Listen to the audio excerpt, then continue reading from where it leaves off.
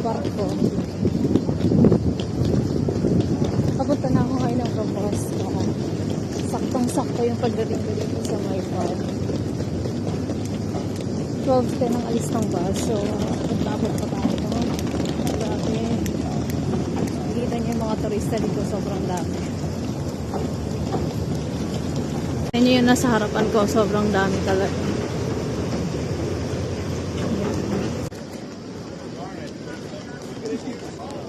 A day in my life. Dito sa Havar. Dito sa Havar Town. Makikita nyo, nakailang vlog na ako dito. Short vlog nga lang. Telling you're Filipina without telling you're Filipino. Charot. Siyempre, wala tayong payong, no? Hi! Kapoy, kailan ko humabol sa bus ng 12:10?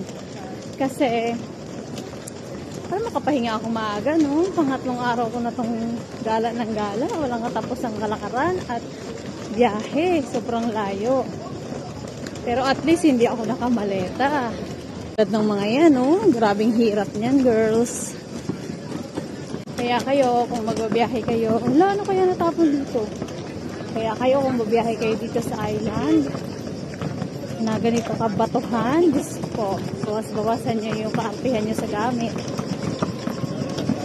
Kung ayaw nyong mahirapan. Bukod kasi sa dagsa yung customer, nagtitinda lang. Bukod kasi sa dagsa ang turista dito. Sobrang hirap din ang transportation, no?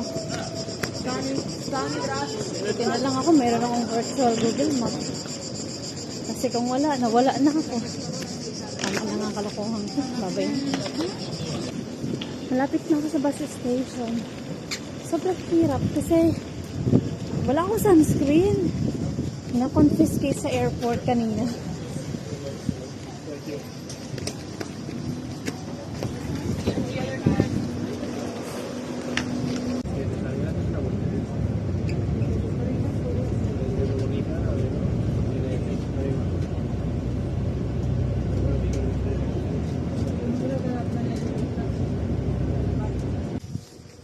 Okay guys, balik na naman ako dito sa isla na isla.